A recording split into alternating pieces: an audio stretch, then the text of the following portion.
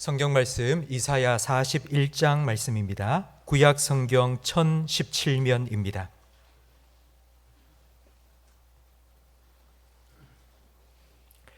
이사야 41장 13절 14절 두 절 말씀을 다 함께 한 목소리로 읽겠습니다.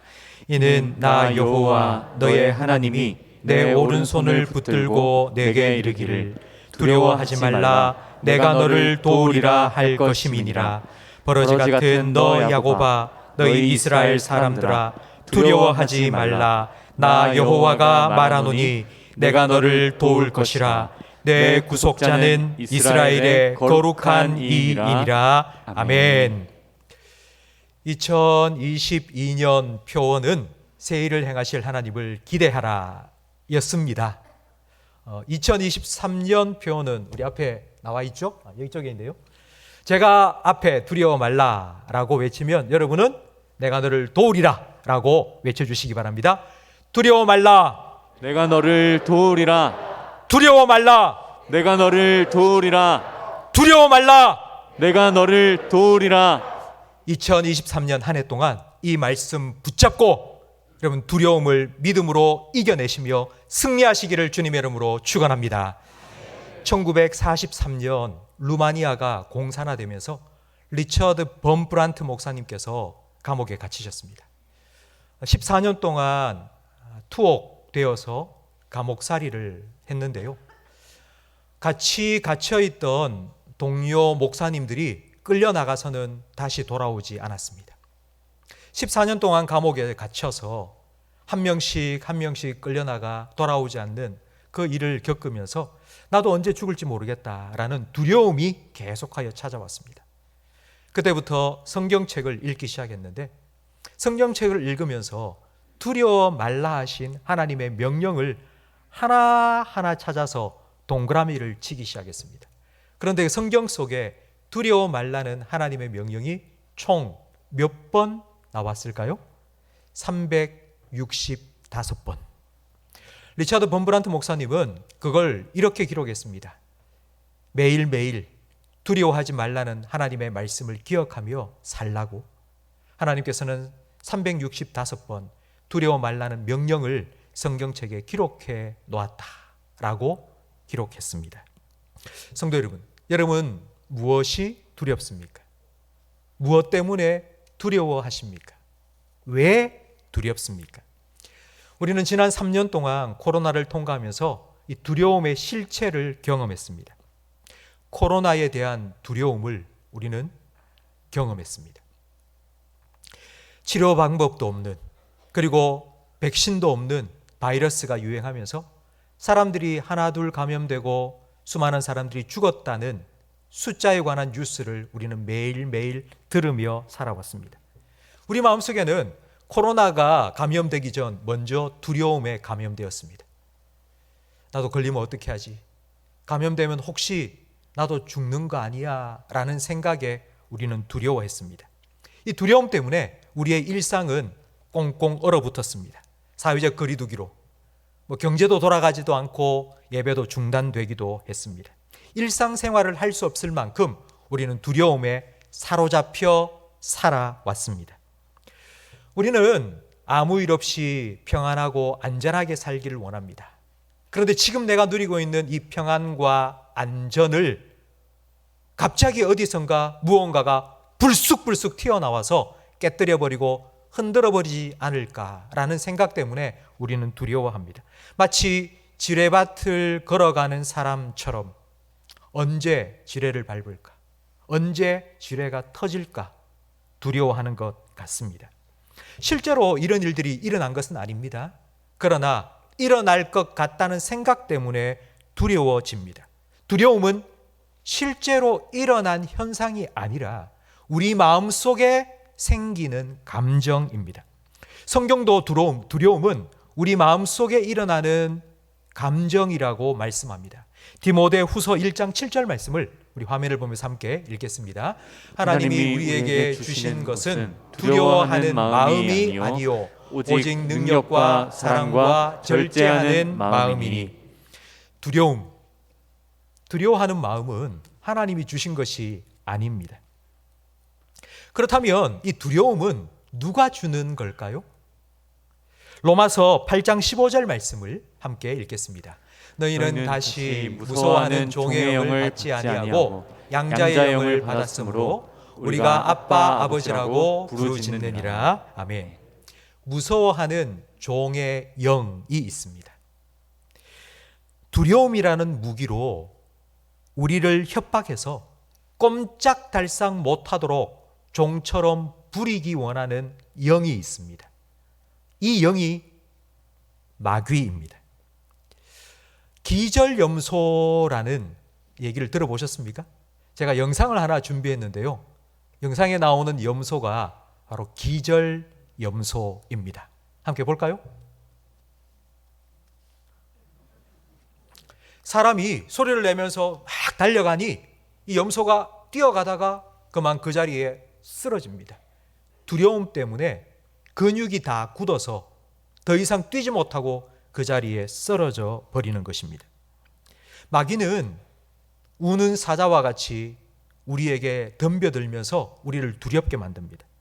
그 두려움 때문에 마치 기절염소처럼 우리가 꼼짝달싹하지 못하게 한 후에 우리를 삼켜 버립니다. 금요 기도회 때 엘리야에 관한 말씀을 계속 나누고 있습니다.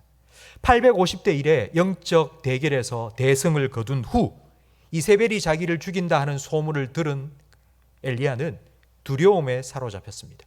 꽁지 빠지게 광야로 도망쳐서 숨었습니다. 그리고 하나님께 이렇게 기도합니다. 이세벨의 손에 죽도록 하지 말고 하나님께서 나를 죽여주십시오. 나 더 이상 살 가치가 없습니다. 어제 대단한 영적인 승리를 경험한 엘리야가 오늘 두려움에 벌벌 떨고 있습니다. 두려움은 하나님이 하신 일을 잊어버리게 만듭니다. 하나님을 잊어버리게 만듭니다. 불을 내리고 비를 내리게 만들었던 기도의 사람, 능력의 사람 엘리야도 두려움에 사로잡히니 벌벌 떨며 죽기를 원했습니다. 이게 바로 마귀들이 성도들을 공격하는 방법입니다. 성도 여러분, 이 방법을 그대로 사용하는 사람들이 있습니다. 그 사람들은 이단들입니다. 점점 살기가 힘들어지면서 이단들은 두려움으로 성도들을 공격합니다. 특별히 베레아 귀신론 그리고 유광수 다락방과 같은 이단들은 두려움을 무기로 공격합니다. 세상을 살아가면서 성도들이 겪는 고통과 어려움을 다 마귀의 공격을 받았기 때문이라고 그들은 말합니다. 그런데 왜 마귀의 공격을 받느냐? 그들은 이렇게 말합니다. 아직 완전한 구원을 받지 못했기 때문에. 완전한 구원을 받지 못했기 때문에 마귀의 공격을 계속 받고 있고, 기존 교회에서는 완전한 구원이 없으니 우리에게로 와서 완전한 구원을 받고 축복을 받으라고 미혹합니다. 마귀의 공격이라는 두려움을 가지고 성도들을 미혹시키는 것입니다. 성도 여러분, 우리는 구원받았습니다. 우리는 예수 그리스도를 믿음으로 이미 구원받았습니다. 예수님께서는 구원받은 것을 거듭남이라고 표현하셨습니다. 거듭났다는 말은 우리가 응애하고 어린아이로 태어났다는 의미입니다. 태어난 아이는 자라갑니다. 자라가면서 때로는 넘어지고 자빠집니다. 실수도 하고 잘못하기도 합니다. 그래서 우리는 고난을 겪기도 합니다. 음주운전과 같이 내가 잘못하지는 않았지만 내 주변에 있는 다른 사람들의 잘못 때문에 고통을 겪기도 합니다. 마귀가 공격해서 우리가 고통을 받는 것이 아니라 우리가 잘못했기 때문에, 다른 사람의 잘못 때문에 우리는 어려움을 겪고 살아갑니다. 마치 출애굽한 이스라엘 백성이 40년 동안 광야 생활을 하면서 불순종 때문에 어려움을 겪고 아말렉의 공격을 받아서 고통을 겪었던 것처럼 우리는 이 땅을 살아가면서, 죄악 가득한 이 세상을 살아가면서 우리는 고통을 받기도 합니다. 그러나 성도 여러분, 하나님께서는 우리가 겪는 그 모든 고통조차도 합력하여 선을 이루실 수 있는 분이심을 믿으시기 바랍니다. 물론 마귀가 주는 고통도 우리에게 있습니다. 그러나 그 고통조차도 하나님께서는 우리를 더 아름답게 빚어가시는 도구로 사용하실 수 있는 분이심을 믿으시기 바랍니다. 하나님은 십자가의 고통을 우리의 구원의 도구로 바꾸셨습니다. 그 하나님께서 우리의 고난을, 우리의 힘들고 어려운 문제를 하나님의 선하신 뜻으로 바꾸어 가심을 믿으시기 바랍니다. 두려움에 사로잡혀서 벌벌 떨면서 나 이제 죽어도 괜찮아요, 나 죽여주세요 간구했던 엘리야를 다시 회복시키신 하나님의 방법은 말씀입니다. 하나님께서 엘리야에게 세미한 음성 가운데 찾아가 주셨습니다. 엘리야야, 넌 혼자 아니야. 내가 너와 함께 하잖아. 내가 너에게 맡길 사명이 있어. 내가 너를 도와줄게. 하나님께서 말씀하시자 엘리야는 그 하나님의 말씀에 귀 기울이고, 아, 하나님이 나와 함께 계시구나 다시 기억하고, 그는 다시 자기가 있어야 될 자리로 돌아가서 그 사명을 끝까지 잘 감당할 수 있었습니다. 성도 여러분, 하나님의 말씀을 들을 때에 두려움은 사라지고 믿음이 회복됩니다. 믿음이 회복되어야지 두려움은 사라집니다. 오늘 본문에 하나님께서는 여러분에게 이렇게 말씀하십니다. 우리 13절 말씀을 다시 한번 화면을 보면서 함께 읽겠습니다. 이는 나 여호와 너의 하나님이 내 오른손을 붙들고 내게 이르기를 두려워하지 말라, 내가 너를 도우리라 할 것임이니라. 아멘. 하나님께서 명령하십니다. 두려워 말라. 그리고 하나님께서 약속하십니다. 내가 너를 도우리라. 성도 여러분, 하나님께서 우리에게 내가 너의 도움이 되겠다고, 내가 너를 도와주겠다고 약속하셨는데, 마귀는 이 하나님의 약속의 말씀을 믿지 못하도록 우리의 믿음을 자꾸 흔들어 버립니다. 그 첫 번째 방법이 하나님을 바라보는 것이 아니라 나 자신을 자꾸 바라보게 만들므로 우리의 믿음을 흔듭니다. 오늘 본문 말씀 속에 이스라엘의 상황을 딱 한마디로 잘 요약해 놓은 말씀이 바로 14절에 나오는 버러지 같은 너 야곱이라는 말입니다. 이스라엘은 망했습니다. 이스라엘 백성들은 포로로 끌려갔습니다. 지금 노예살이를 하고 있습니다. 사람의 눈으로 그리고 세상의 관점으로 보니 정말 이스라엘 백성들은 벌레와 같은 비참한 삶을 살아가고 있습니다. 이전 성경에 이 버러지 같은 야고바를 지렁이 같은 야고바라고 번역해 놓았습니다. 좀 살아보겠다고 꿈틀꿈틀 거리다가 사람의 발에 밟혀 터져 죽어버리는 그런 지렁이 같은 이스라엘 백성들의 모습입니다. 그런데 하나님께서 이스라엘 백성을 향하여서 야, 너 버러지 같은 놈아, 이렇게 말씀하신 것이 아닙니다. 이스라엘 백성 스스로 나는 버러지 같아, 나는 지렁이 같아 라고 생각한 걸 하나님께서 그들의 말을 들어서 사용하신 것 뿐입니다. 처음부터 이스라엘 백성이 나는 버러지 같아, 나는 지렁이 같아 라고 생각하지 않았습니다. 젊었을 때는 자신만만합니다. 뭐든지 해도 다 해낼 것만 같습니다. 패기 있게, 야, 세상에 믿을 건 나밖에 없어, 세상에 믿을 건 나밖에 없어 라고 자신 있게 말했습니다. 이렇게 말할 수 있었던 이유는 아직 자기 자신을 잘 몰랐기 때문입니다. 그런데 살아가다 보니 내가 나 자신도 지킬 수 없고, 내 가족, 내 아내, 내 자녀도 내가 지킬 수 없다는 것을 알게 됩니다. 내가 얼마나 연약하고 무력한 존재인지를 깨닫게 됩니다. 그러면서 이스라엘 백성이 자기 스스로를 향하여 야, 나는 버러지 같아, 나는 지렁이 같아 라고 고백한 것처럼 나도 정말 나는 왜 이럴까? 나는 너무 무능해, 난 아무것도 할 수 없어, 난 버러지 같아 라는 고백이 우리 입에서 흘러나옵니다. 성도 여러분, 이때에 하나님께서 여러분에게 해주시는 말씀에 귀를 기울이십시오. 내가 너의 오른손을 붙잡아 줄 거라고, 너의 그 연약한 손을 내가 붙잡아 주겠다고 하나님이 약속하신 말씀을 귀 기울여 들으시기 바랍니다. 내가 해야 될 일, 아니 내가 감당할 수 없는 그 일, 하나님께서 내 손을 대신하여 붙들어 이루실 것이라고 약속하신 그 하나님의 약속의 말씀에 귀 기울이시기를 주님의 이름으로 축원합니다. 내가 아니라 하나님 바라보십시오. 내 손이 아니라 그 연약한 내 손을 붙드신 하나님의 능력의 손을 바라보시기를 주님의 이름으로 축원합니다.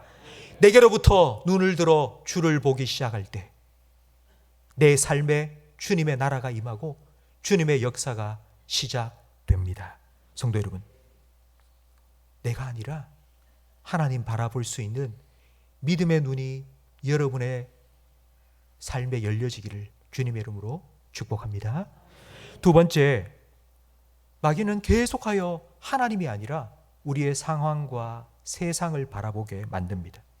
요즘 뉴스를 보십니까? 뉴스에 하루가 멀다 하고 사건 사고가 뻥뻥 터지지 않습니까? 어제는 한 다리에 지붕으로 둘러싸여 있는 그 도로에 불이 나서 많은 사람이 죽고 수십 대의 차가 불탔다는 뉴스를 들었습니다. 미국에는 눈 태풍이 불어와서 눈 속에 갇혀서 수십 명이 죽었다고 합니다. 참 무서운 세상이 되었습니다. 세상 사는 것이 무섭지 않습니까? 이 두려움을 좀 긍정적으로 표현한다면, 이 두렵다는 말은 반대로 표현하면 이런 겁니다. 좀 안전하게 살고 싶다라는 생각입니다. 세상이 두렵기 때문에 우리는 조심합니다. 세상이 두렵기 때문에 우리는 무작정 덤벼들지 않습니다. 세상을 향하여 나아가기 전 누군가 나를 도와주시면 좋겠는데, 누가 내 손을 꼭 붙잡고 인도해 주시면 좋겠는데, 누가 나를 도와줄까? 누가 나를 지켜줄까? 우리는 그 대상을 찾습니다. 성도 여러분, 하나님께서 이런 우리에게 말씀하십니다. 내가 너를 도와주겠다고. 내가 너를 도와주니니 두려워 말라고 하나님께서 우리에게 말씀하십니다. 성도 여러분, 내가 어떻게 할 수 없는 어려움, 문제를 만났을 때 바로 그때가 하나님을 찾아야 할 때이고 하나님 앞에 엎드려야 할 때임을 믿으시기 바랍니다. 내가 너를 도우리라 약속하신 하나님 앞에 나아가십시오. 그리고 하나님께 여러분의 연약한 오른손을 내어 맡기십시오. 하나님께서 여러분의 손을 붙들어 주시고 여러분을 도와주실 것입니다. 지난 한 해를 돌아보십시오. 두려웠던 순간이 얼마나 많았습니까? 과연 내가 해낼 수 있을까? 내가 이 문제 통과해낼 수 있을까? 그러나 지금 이 자리에 계신 여러분, 해냈지 않습니까? 통과해내지 않았습니까? 하나님께서 여러분과 함께 해주시며 여러분을 지켜주셨기 때문입니다. 내가 너를 도우리라 약속하신 하나님께서 여러분을 도와주셨기 때문에 여기까지 오게 되었습니다. 하나님께서 허락지 아니하시면 참새 한 마리도 땅에 떨어지지 않습니다. 성도 여러분, 믿으시기 바랍니다. 하나님께서 허락하지 아니하시면 그 누구도 우리를 건드릴 수 없고 우리를 무너뜨릴 수 없고 우리를 넘어지게 할 수 없습니다. 공중의 새를 먹이시고 들에 핀 백합화를 입히시는 하나님께서 하물며 자기 아들을 아끼지 아니하시고 내어주신 여러분을 왜 지켜주지 않고 도와주지 않으시겠습니까? 날마다 도우시는 하나님의 은혜가 있었기 때문에 우리는 오늘 여기에서 하나님을 예배할 수 있습니다. 성도 여러분, 내년에도 여러분의 삶에 여러분을 두렵게 하는 일들이 여기저기 닥쳐올 것입니다. 그러나 그때에도 여전히 하나님께서 나와 함께 계심을 기억하십시오. 하나님께서 여러분에게 내가 너를 도우리라 약속하신 것처럼 하나님 여러분을 도와주시고 여러분의 오른손을 붙들어 주시고 그 모든 어려움과 문제를 통과해낼 수 있도록 함께해 주실 것을 믿으시기 바랍니다. 언제 하나님을 바라볼 수 있는 이 믿음의 눈이 나를 바라보고 세상을 바라보던 우리에게 하나님을 바라볼 수 있는 믿음의 눈이 열려지는가 하면 예배할 때입니다. 예배는 세상과 나는 간 곳이 없고 우리의 도움이 되신 하나님을 집중하여 바라보는 시간입니다. 예배는 내 마음과 내 생각을 하나님으로 채우는 시간입니다. 예배에 성공해야지 믿음의 시력이 회복됩니다. 믿음의 시력이 회복되어야지만이 하나님의 관점으로 나를 보고 세상을 볼 수 있습니다. 예배를 통해 하나님이 얼마나 위대하고 강하신 분인지를 다시 확인해야 됩니다. 그래야지 세상이 위대하게 보이지 않습니다. 이스라엘 백성이 골리앗 앞에서 두려워 떨었습니다. 그러나 다윗은 골리앗을 향하여 담대히 나아갔습니다. 사람의 눈으로 골리앗을 바라본 것이 아니라 하나님의 관점으로 골리앗을 바라보았기 때문입니다. 성도 여러분, 하나님의 관점으로 나를 보고 그리고 그 관점으로 세상을 바라보아야지만이 우리는 두려워하지 않고 믿음으로 승리할 수 있습니다. 예배를 통하여 하나님이 얼마나 나를 사랑하시는지 다시 확인해야 됩니다. 내가 너를 지명하여 불렀나니 너는 내 것이라고. 너는 내 것이니 내가 그 어떤 것도 다른 사람에게, 다른 것들에게 너를 빼앗기지 않을 거라고. 너는 내 사랑하는 아들이라고 하나님께서 말씀하시는 그 하나님의 사랑을 예배를 통하여 다시 한번 확인해야 됩니다. 성도 여러분, 하나님의 사랑, 그 십자가의 사랑 재확인해야지만이 하나님께서 나의 도움이 되신다는 사실도 우리는 확신할 수 있습니다. 이 믿음만이 두려움을 이길 수 있습니다. 성도 여러분, 두려움이 찾아올 때에 내가 어떻게 해야 될까? 내가 무엇을 해야 될까? 생각하지 마십시오. 여러분의 마음을 두려움으로 채우지 마시고 하나님으로 채워가시기를 주님의 이름으로 축원합니다. 하나님 앞에 나오시고 하나님을 예배하십시오.